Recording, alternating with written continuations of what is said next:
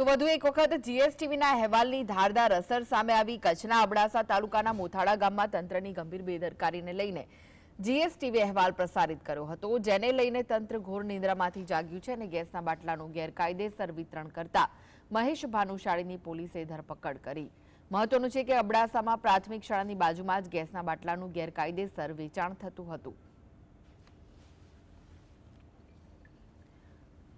તો જીએસટીવીની ઇમ્પેક્ટ સામે આવી છે। જીએસટીવી અહેવાલ દર્શાવ્યો હતો ત્યારે હવે અબડાસામાં પ્રાથમિક શાળાની બાજુમાં જે ગેસના બાટલાનું ગેરકાયદેસર વેચાણ થતું હતું ત્યાં પોલીસે મહેશ ભાનુશાળીની ધરપકડ કરી છે, જે ગેરકાયદેસર ગેસના બાટલાનું વિતરણ કરતો હતો। તો કચ્છના અબડાસામાં મોથાળા ગામમાં તંત્રની ગંભીર બેદરકારીને લઈને જીએસટીવી અહેવાલ પ્રસારિત કર્યો હતો, જેને લઈને તંત્રની ઘોર નિંદ્રા ઉડી અને ઘોર નિંદ્રામાંથી જાગ્યું અને ગેસના બાટલાનું ગેરકાયદેસર વિતરણ કરતા મહેશ ભાનુશાળીની પોલીસે ધરપકડ કરી।